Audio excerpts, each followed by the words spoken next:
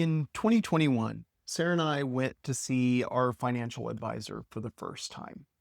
And of course, the goal was to figure out, can we retire? We've been saving for 30 years. We had a pretty good idea we'd be able to retire at some point. Anytime you hear of retirement planning, it's only half of the story. It's the financial aspect of it. And this became very clear when we're sitting in with the financial advisor and he asks a very basic, a very fundamental question that honestly, I was embarrassed we didn't have an answer for. What do you want to do in retirement? We just kind of looked at each other and looked back at him like, we're not sure. We Exactly. just know we're going to retire.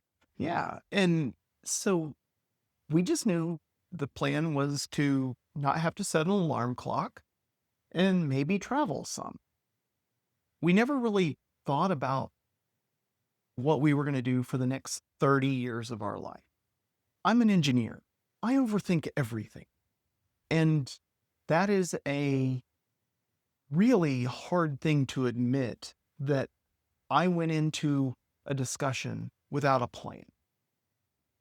And so that next 5 years, the plan became a research project.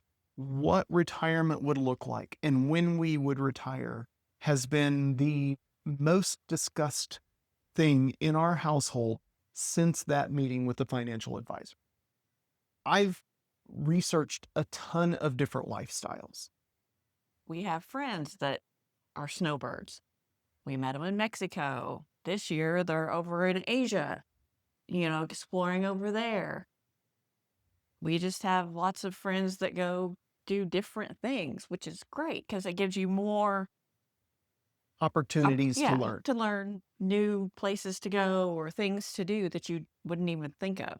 I have researched van life, RV life, even though that was more of a fleeting moment during COVID when we all have cabin fever than a real retirement lifestyle that would fit us. However, it's a great lifestyle, or even a portion of a lifestyle for many retirees. We've even gone to other continents to meet people who slow travel or are expats in foreign countries. Sarah has gone on a cruise with a lady that she lives full time on cruise ships so that she could explore whether that would be a lifestyle that she thought we could potentially consider at some point. Very thorough.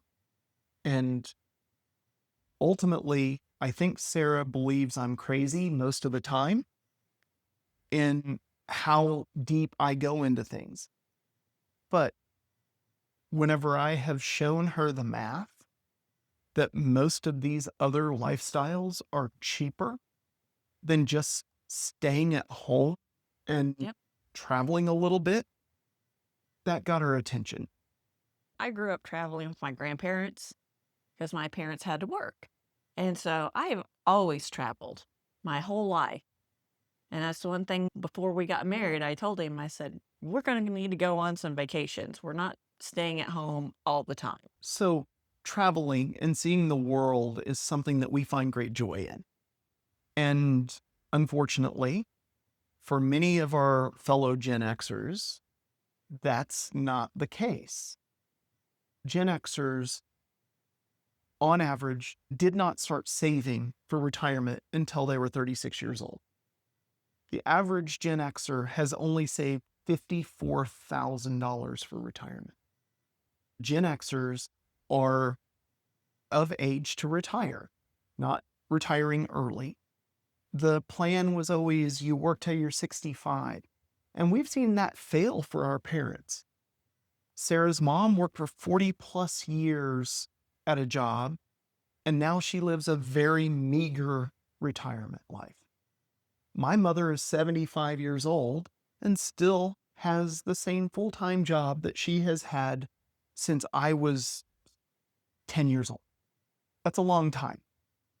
And that's not the retirement dream. The majority of us are not going to be able to live that dream. And working to the grave should not be the goal for anybody. So, a good portion of what I have discovered is that you don't have to have $2 million to retire. You can retire on substantially less, but you have to be flexible. Sarah and I still don't know what retirement looks like.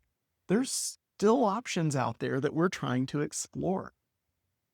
We have trips coming up where we're going to meet more people who are doing different lifestyles.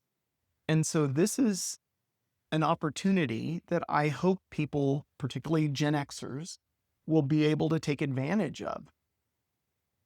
To my fellow Gen Xers out there, we can retire. We can. We just may have to do it differently.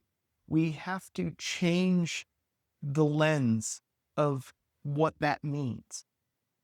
Otherwise, we're just going to keep working until we can't work anymore because there's no money.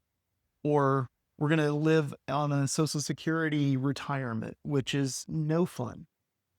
And depending upon where you live, might not even be financially feasible. So the idea here is there are a lot of different plans, and we have to be different. One of the things that Gen Xers pride ourselves on is being independent. We were the latchkey kids. Yep. This was drilled into us since we were very young, is to be very independent. And we're headed to a point that we're going to have independent thinking in order to be able to retire properly. Yep. I'm David. And I'm Sarah. He overthinks, so I don't have to. We're Gen Xers still trying to figure all of this out. This channel is sharing everything that I have found, real opportunities, real things that people do in retirement that we don't hear enough about. So subscribe if you're done following your parents' playbook. Welcome to Retirement Overthought. Let's overthink this thing.